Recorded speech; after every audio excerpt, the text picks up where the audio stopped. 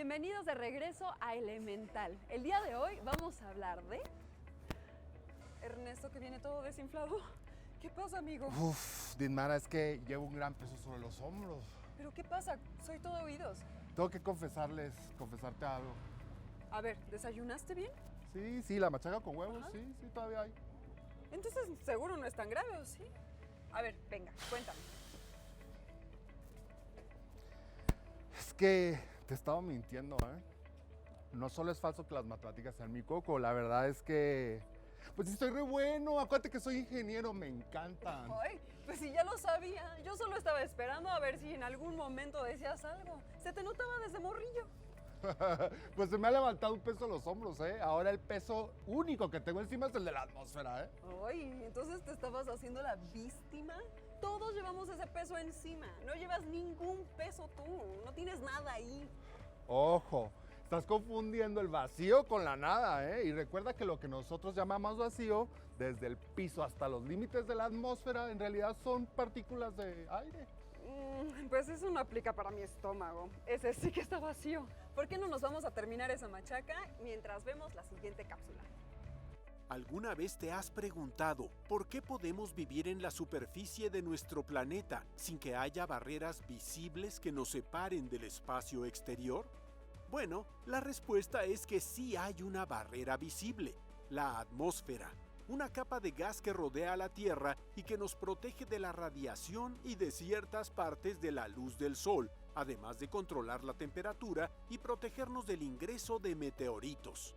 Es, en efecto, la frontera entre el espacio terrestre lleno de aire y del espacio exterior. El aire no se queda rodeando la Tierra nomás por puro gusto o por buena onda.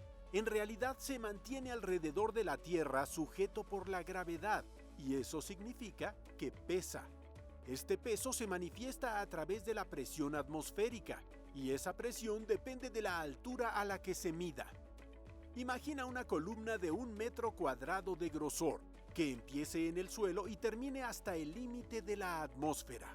Ahora imagina el peso que tiene esa columna que parece estar vacía. Toma en cuenta que en realidad está llena de aire. Naturalmente, si esa columna empieza en la cima de la montaña más alta del mundo, será más corta y por lo tanto tendrá menos aire y pesará menos que una columna que comience en la playa, que es el nivel 0 y que llamamos, agárrate, nivel del mar. Eso también significa que el peso que la parte superior de esa columna ejerce sobre la parte inferior es menos. O sea, hay menos aire arriba aplastando el aire de abajo. Por eso el valor es menor en un terreno alto que en uno bajo. Ahora, la presión atmosférica no se mide con una báscula como la que tienes en casa y que sirve para pesar objetos. Para medir la presión usamos otro aparato llamado barómetro. Torricelli, a mediados del siglo XVII, tuvo una gran idea. Utilizó un tubo de vidrio delgado de 1 metro de largo, lo llenó de mercurio, lo tapó con la mano y después lo volteó con cuidado en una especie de palangana llena también de mercurio. Retiró la mano que lo tapaba y, para su sorpresa, el mercurio no se desparramó por todos lados, tan solo bajó un poco dentro del tubo. Así midió por primera vez la presión atmosférica. Ahí, en ese tubo, estaban las medidas. Con esta tecnología, que hoy nos puede parecer de lo más anticuado, se calculó que a nivel del mar, la atmósfera pesa 760 milímetros de mercurio. Hoy la medida es esa, una atmósfera. Ay, no me puedo levantar. Creo que tengo como 400 atmósferas de presión encima con todo eso que me comí. Creo que fue mucha machaca, ¿eh? Ay, sí. Pero oye, se me ocurre que para la próxima comilona nos vamos a lo alto de un cerro, ¿no? Así tus 400 atmósferas pues pueden bajar un poquito. Y o nos cabe más comida o por lo menos nos vamos a poder mover. ¿Y seguro que eso sirve de algo? Seguro, pero ¿por qué no le preguntamos a nuestra primera invitada de hoy? Justo le sabe re bien a esas cosas. Uta, tan pronto y como me pueda levantar, Oye, ¿no? ¿y si mejor nos echamos una siestecita antes Sí, de sí, esto? sí. El día de hoy tenemos como invitada a la doctora Carolina Kleiman del Instituto de Astronomía de la UNAM. ¿Qué tal, Carolina? Buenos días. Hola, ¿cómo estás? Muy bien, gracias. Y hoy nos puedes platicar si realmente es posible sentir el peso de la atmósfera sobre nosotros. La respuesta corta es que sí, lo sentimos, aunque no nos percatemos de ello. Pero para más o menos entender cuándo es que lo sentimos, ¿no? Te los voy a explicar un poquito. La atmósfera básicamente es la parte gaseosa que tiene la Tierra. Es decir, los gases son moléculas, o sea, como los sólidos, pero nada más que esas moléculas están muy separadas entre ellas. Entonces, pero las moléculas tienen un peso, entonces sí ejercen una fuerza sobre nosotros. Básicamente hace una fuerza de 1.033 gramos por cada centímetro cuadrado sobre nosotros. Eso es una presión, es la fuerza por unidad de área. Entonces, para que nos demos una idea de qué significa, es como si tuviéramos un cubo de plomo sobre nosotros de 17.500 kilogramos. O para hacernos más ideas, como si tuviéramos una ballena franca o 3 elefantes encima nuestro. Pero ahora, ¿por qué no lo sentimos? Digo, si nos ponemos un elefante, sí nos aplastaríamos. ¿Por qué no la sentimos? Digamos que podríamos decir que estamos diseñados para no sentirlo. O sea, nuestro cuerpo, la sangre adentro, todos los líquidos que tenemos adentro, ejercen una fuerza sobre la atmósfera hacia afuera que está en equilibrio. Entonces, como al entrar en el equilibrio, ya no nos percatamos de ella. ¡Wow! Oye, ¿y puedes platicarnos de qué se compone la atmósfera? ¿Si está dividida por secciones o así? Sí, bueno, primero, como les comentaba, no es un solo gas, ¿ok? Sino son muchos gases. La atmósfera se va componiendo, bueno, más o menos clasificado como por capas. Tenemos la capa más cercana a la Tierra, al mar, es la troposfera, ¿ok? Que es donde nosotros estamos, donde viajan la mayoría de los aviones, donde ocurren los fenómenos meteorológicos, y de hecho es la que tiene mayor cantidad de oxígeno y agua. Luego la siguiente capa para arriba es la que se conoce con el nombre de estratosfera, ¿okay? Que ahí es donde justamente está la famosa capa de ozono que nos ayuda a protegernos de los rayos que llegan los rayos del sol que llegan del espacio, o sea, la radiación electromagnética, la que nos hace daño. Entonces es como un filtro. Luego más arriba tenemos la mesósfera, que para darles una idea, la mesósfera, lo comentaba, la troposfera, la más cercana, está de 0 kilómetros a 20 kilómetros. Luego está la estratosfera, que solamente son de 20 a 50 kilómetros. La mesósfera ya llega de 50 a 85 kilómetros.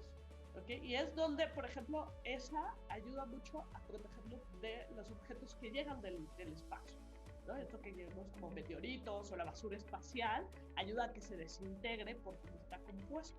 Ahora, algo que va ocurriendo en las capas que el gas se va extendiendo, se va separando, ¿no? Las moléculas van teniendo más libertad.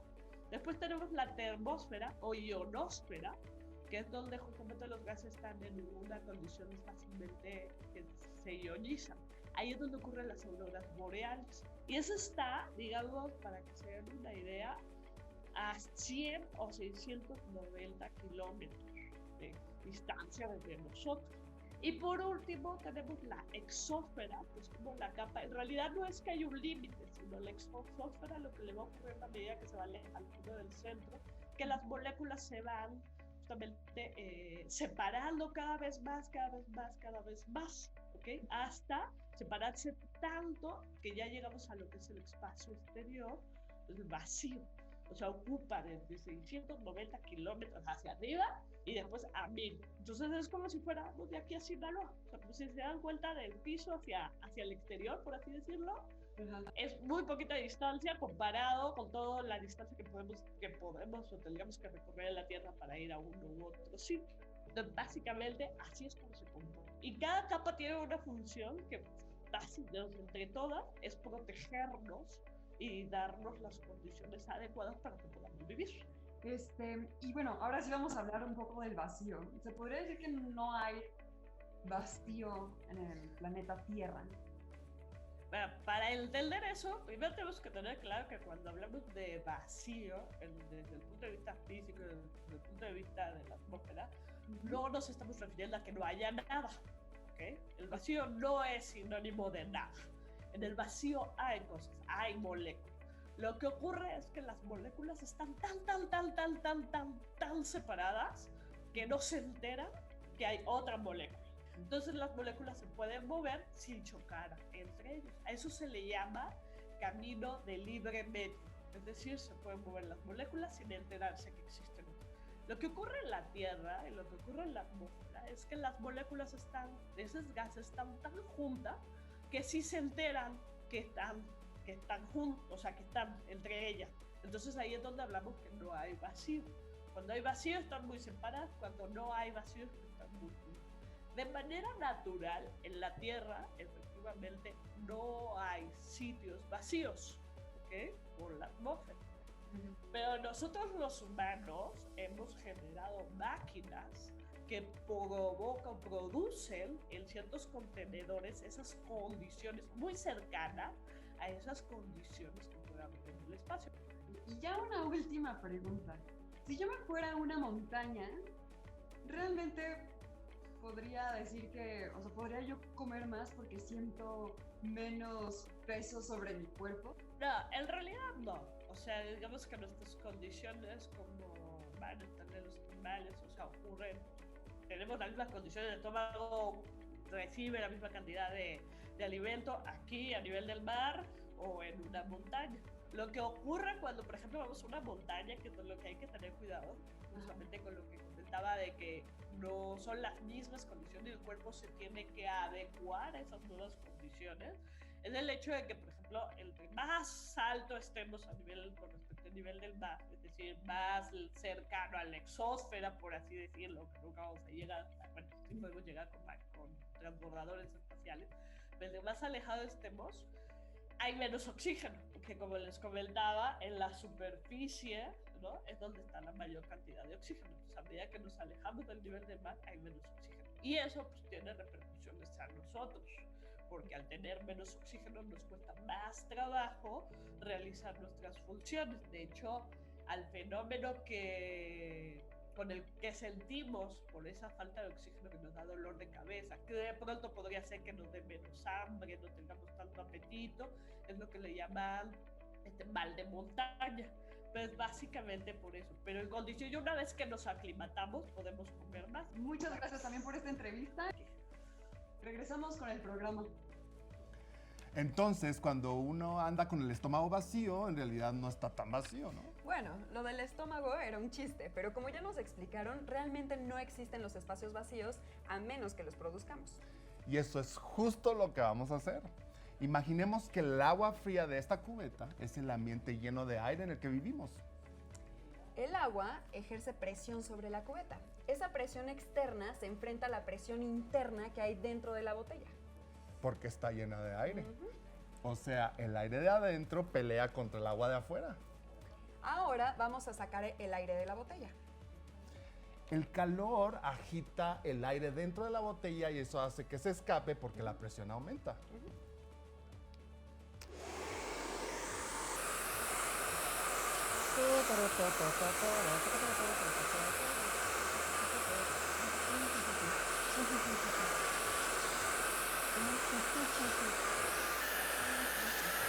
La sientes caliente.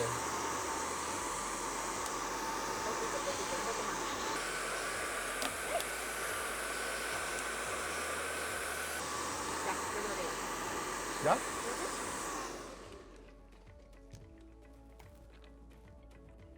El interior no está completamente vacío, por supuesto, pero sí hemos logrado sacar el suficiente aire como para cambiar su presión interna. ¿Listo? Quedó toda apachurrada. Le quitamos varias tallas de encima, ¿eh? Ernesto, ¿te das cuenta de lo que esto significa? Significa que nos podemos hacer millonarios con esto. Antes tenemos que hacer el experimento con un humano, ¿eh? A ver si de verdad funciona, ¿eh? El día de hoy tenemos como invitado al doctor Fernando Velázquez Villegas.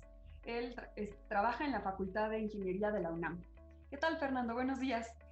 ¿Podrías platicarnos el día de hoy a qué altura es que se considera que termina la atmósfera? La atmósfera tiene varias capas, cada una tiene diferente altitud, pero se puede decir que la exósfera, que es la última capa de la atmósfera, tiene los 10.000 kilómetros. Obviamente cada una de las capas de la atmósfera tiene diferentes propiedades, diferentes características, pero digamos que la atmósfera acabaría a los 10.000 kilómetros de altura. ¿Se podría estudiar la atmósfera desde esa altura? ¿Hay aparatos que lleguen hasta allá? Sí, claro. Hay diferentes tipos de dispositivos que se utilizan. Lo que es más común a la mayoría en el entendimiento popular son los satélites. Todos sabemos que allá arriba andan unos satélites. La Estación Internacional, por ejemplo, anda alrededor de los 400 kilómetros de altura. Más arriba hay otros objetos, pero a alturas más bajas se pueden hacer cosas interesantes. Por ejemplo, mi experiencia es con los globos estratosféricos. La estratosfera alcanza en su límite 50 kilómetros y los globos estratosféricos pueden alcanzar alturas hasta de unos 40 kilómetros. Por supuesto, hay otros dispositivos como las aeronaves, las cuales su límite de vuelo está definida por la línea de Kármán, la cual es un límite que se da a 100 kilómetros de altura. Entonces, en ese rango, digamos que podemos poner dispositivos, en primer lugar lo más arriba, los satélites, y ahí se puede estudiar muchas cosas. A media altura, por decirlo así, aeronaves y globos estratosféricos. Actualmente se desarrollan drones que pueden alcanzar mayor altitud, pero ellos todavía la cuestión de autonomía y control lejano es complicada, entonces es una alternativa que se está estudiando. Y hablando de los globos estratosféricos, ¿cuál es el peso que soportan? Sí, en cuanto al peso que pueden cargar los globos estratosféricos, esto puede ir desde los gramos, básicamente, y hay globos que pueden cargar hasta 3 toneladas. ¿Cómo es que se inflan estos globos? ¿Es igual que uno aerostático? Bueno, se podrían inflar con aire caliente, sin embargo hay muchas complicaciones al respecto porque tendría que llevar una fuente de calor y eso hace muy complicado el asunto porque el verdadero reto que tenemos en el lanzamiento de globos es el peso. Tenemos que usar pesos mínimos, entonces las alternativas que se utilizan son el helio y el hidrógeno. Lo más común en mi experiencia es el helio. O sea, ya en la última capa de la atmósfera, ¿hay clima? Sí, hay clima. De hecho, hablando de la exósfera, que sería nuestra última capa, es un clima muy parecido al resto del espacio. La densidad de los gases es muy baja. Y bueno, en general, cada capa de la atmósfera tiene su propio clima, sus propias características. Y con todas esas condiciones, ¿es posible manejar a distancia los globos estratosféricos? En mi experiencia, no. No sé si existe actualmente algún tipo de desarrollo para controlarlos, pero no. Sin embargo, sí se puede hacer su rastreo todo el tiempo. Se coloca un sistema de posicionamiento global y con eso se rastrean desde el inicio. Además, se puede predecir la trayectoria. Actualmente existe paquetería software muy especializado con el que se puede predecir el clima, se puede predecir los flujos de viento y con eso tener un posicionamiento del viaje del globo incluso antes de lanzarlo. Okay. ¿Y todo el material que puede llegar a llevar uno de estos globos, una vez que llega a esa altura, se pierde para siempre? No, depende del diseño de la misión. Se pueden diseñar cargas útiles que tengan un sistema de recuperación y básicamente el sistema de recuperación está constituido por un paracaídas y una estructura que le dé amortiguamiento a nuestra carga útil, porque en la caída, cuando tocan el piso, lo tocan alrededor de 30 a 35 kilómetros por hora, lo cual sí es un impacto considerable, ¿no? Pero se diseñan las estructuras, se diseñan tanto térmica como mecánicamente para que resistan los cambios bruscos de temperatura que comentaba hace rato, para que resistan los impactos y podamos recuperar los equipos, que en muchas ocasiones son equipos muy costosos y como son diseños únicos, perderlo sería algo grave. Y ya para terminar esta entrevista, ¿podrías platicarnos cuál es la importancia de estudiar la atmósfera? Esta respuesta viene en dos sentidos. El primero, estudiar la atmósfera, pues yo diría que todo lo que sucede al interior del planeta tiene gran influencia de lo que sucede en la atmósfera. Entender cómo nuestra acción productiva en todo sentido de la humanidad afecta, cómo esa producción, esa actividad afecta a la atmósfera, nos puede ayudar a vivir más como especie y salvar el planeta en muchos sentidos, ¿no?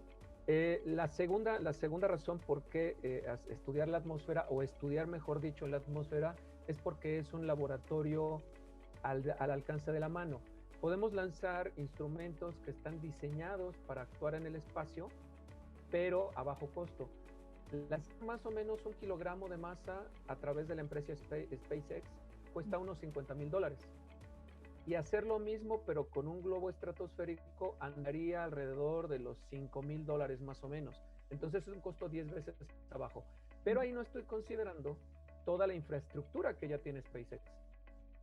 La infraestructura necesaria para hacer un lanzamiento de globo es infinitamente más económica que la que es lanzar algo al espacio en una nación, ¿no? Entonces es de bajo costo. Además, las características a una altura de unos 40 kilómetros, 35 kilómetros, ya son características casi de espacio. De hecho, se le llama de cuasi espacio. Tenemos muy poca presión atmosférica, tenemos poca densidad de aire, tenemos mucha entrada de rayos cósmicos, de radiaciones, hay partículas que están propiamente en el espacio. Entonces, da una oportunidad de tener un laboratorio a muy bajo costo, condiciones muy similares a las que existen en el espacio. Por supuesto que esto depende de los dispositivos que estemos diseñando y que estemos lanzando. Habrá algunos dispositivos que necesariamente tengan que lanzarse a 400 kilómetros donde está la estación espacial, pero en muchos casos, con condiciones de estratosfera, estamos bien en cuanto al estudio de los dispositivos. Pues muchas gracias, Fernando, por esta entrevista tan interesante, en verdad. No, es un gusto y gracias por la invitación y por invitarnos. Y bueno, la invitación a los jóvenes que están viendo su programa, se interesen por estos temas porque sí, necesitamos chicos que le echen ganas, que nos ayuden a crecer en estas áreas. Porque México está, lo voy a decir así, está en pañales al respecto, entonces hay que crecer rápidamente. Muchas gracias. Pues ya escucharon, chicos, a investigar y a seguir con estos temas. Seguimos con esto que es Jóvenes en TV. Esa, mira, se parece a la nariz de Luca. ¿Luca? Sí, mi sobrino allá en Hermosillo. Saludos. Ah, saludos. Ay, ¿ya viste? Esa parece un perro con sombrero de charro. Ay, vaya que tienes ideas disparatadas, ¿eh? Cualquier persona normal diría que parece un marciano montando un monociclo tocando un guitarrón de charro. Bueno, por lo menos coincidimos con lo del charro. Mira esa. ¿Cuál? Esa. ¡Ay! ¡Ay! Se está moviendo súper rápido. ¡Ay! Se fue. No me dio tiempo de ver nada. Pues es que las nubes se desplazan. Sí, es que las nubes se desplazan hacia zonas de menor presión atmosférica. Parece mentira, ¿no? La cantidad de cosas que dependen de la atmósfera y que ni siquiera nos imaginamos. Y ahora que hablaste de marcianos, Con sombrero de charro. con sombrero de charro marciano, me pregunto si solo la Tierra tiene atmósfera. O sea, si efectivamente no hay vida en los otros planetas. ¿Tendrá algo que ver con el tipo de atmósfera? Pues no sé, pero mira esta nube. Ay, ¿qué parece? Pues parecen unas letras que dice, vamos a platicar con nuestro último invitado. Hola, ¿qué tal? Estamos con la doctora Verónica Lora, quien trabaja en el Instituto de Radioastronomía y Astrofísica de la UNAM. Hola, doctora, ¿cómo está? Hola, ¿qué tal? Muy bien. ¿Qué tal estás tú? Muy bien, bienvenida de nuevo a Jóvenes en TV. Mi primera pregunta es, de todos los planetas que conocemos y que hemos estudiado, ¿podríamos decir que todos tienen atmósfera? De hecho, sí, podríamos decir que todos tienen atmósfera. Las atmósferas son diferentes, en unos planetas son más densos como en Venus y en otros son más tenues, como en Plutón, por ejemplo. O sea, si no hablamos de planetas, sino hablamos de los satélites que orbitan alrededor de los planetas, la Luna en particular, ¿tiene atmósfera? Sí, no, ¿y por qué?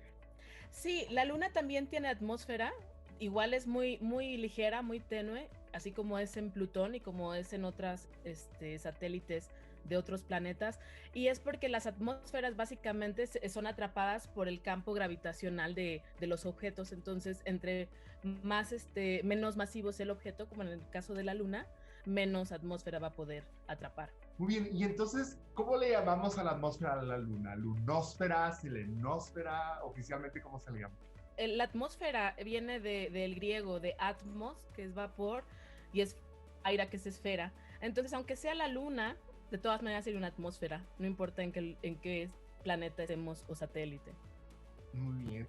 Y hablando ahora sí de las atmósferas de los planetas del sistema solar, ¿qué características tienen? Como todas son diferentes, tienen una característica en particular que las unifique, como todas las atmósferas de los planetas en el sistema solar. Bueno, en general hay ciertos elementos que se pueden repetir en las atmósferas, por ejemplo nitrógeno, pero claro, son muy diferentes. Por ejemplo, como decía hace un momento, en Venus son muy, muy densas, y como vemos en Júpiter, que es uno de los planetas, bueno, el planeta más grande, y se ven estas franjas de colores, eso es parte de la atmósfera, es denso, ¿no? Y hay otras donde, como en la Luna, pensaríamos que no existen, o Marte. Y cuando hablamos de las atmósferas de los planetas aquí en el sistema solar, a ti, Verónica, ¿cuál te parecería como la más exótica? Hablando de exótica como quizá con las características más extraordinarias. Pues mira, una que se me hace tremendamente exótica es Venus, por ejemplo, y ya lo he mencionado antes, es muy densa, tiene CO2 principalmente, pero una de las características que tiene es tan densa esta atmósfera que el planeta en su superficie tiene 460 grados centígrados, o sea, es más caliente que incluso Mercurio.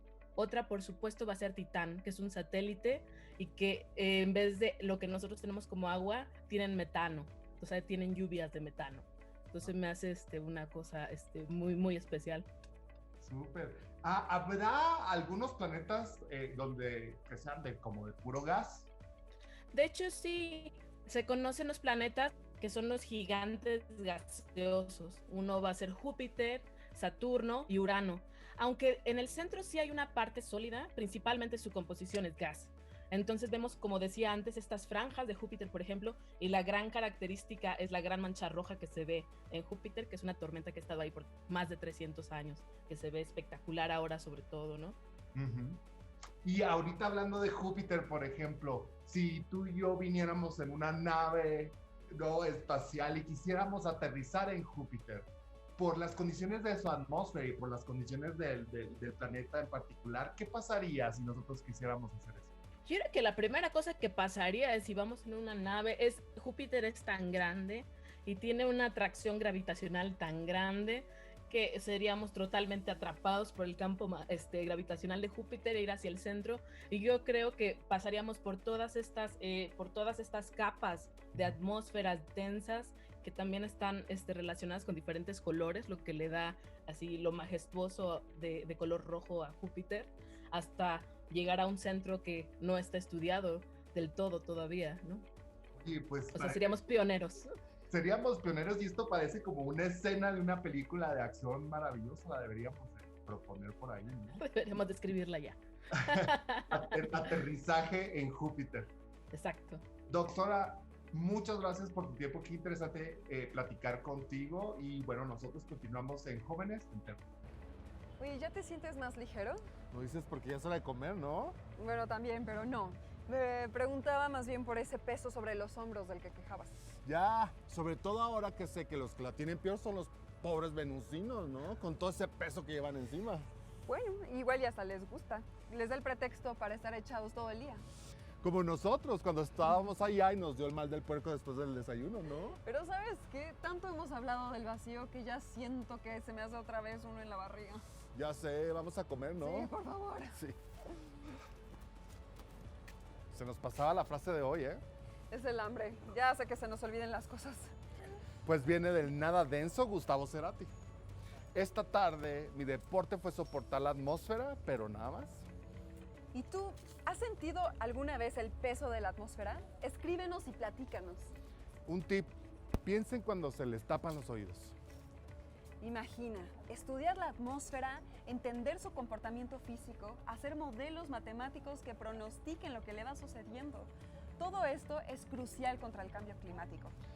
Mario Molina durante su vida realizó muchas investigaciones al respecto y por eso fue galardonado con el Premio Nobel en 1995. Él es un ejemplo a seguir para los mexicanos y un orgullo para la humanidad.